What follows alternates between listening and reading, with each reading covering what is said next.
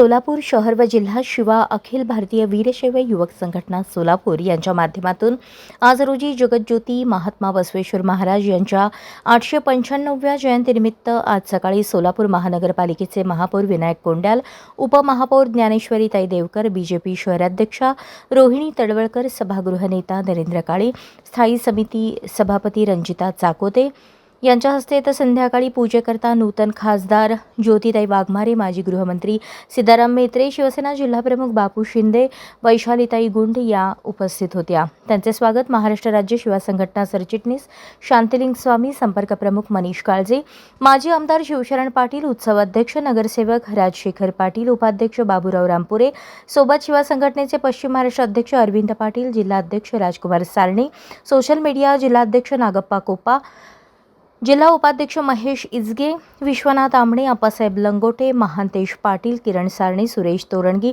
संगमेश्वर कांबळे, सोमनाथ हिंगमिरे व इतर शिवा मावळे मोठ्या संख्येने उपस्थित होते।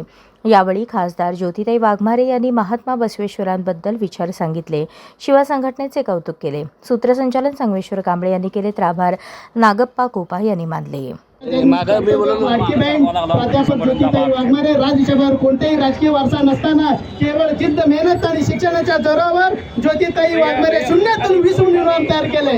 कसं डॉक्टर बाबासाहेबांनी म्हणत होते, शिका, संघटित व्हा, संघर्ष करा। आज आमच्या भगिनीताई आज शिकून संघटित करून एक छोट्याशा घरामधून आज राज्यसभेमध्ये विधान परिषदेत त्यांनी गेलेल्या त्या सोलापूर जिल्ह्याच्या वतीने मी व शिवा संघटनेच्या वतीने मी तुमचं मनपूर्वक अभिनंदन करतो ताई। जगज्योती महात्मा बसवेश्वर महाराज यांच्या जयंतीच्या निमित्तानं आज शिवा संघटनेनं आम्हाला सर्वांना बोलवलं, याबद्दल मी त्यांचे मनापासून आभार मानते। तर 12व्या शतकामध्ये त्यांनी समतेचा संदेश दिला, स्त्री पुरुष समान आहेत म्हणून सांगितलं, जाती प्रथेला विरोध केला आणि जगातली पहिली संसद अनुभव मंडपाच्या माध्यमातून सुरू केली।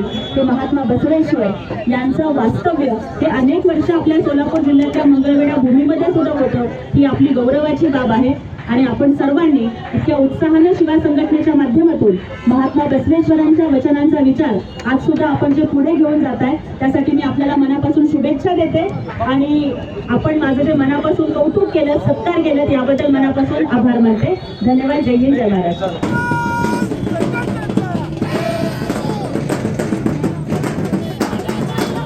अशाच नवनवीन अपडेटसाठी जनता राज्य न्यूज चॅनलला सबस्क्राईब करा, लाईक करा आणि शेअर करायला विसरू नका।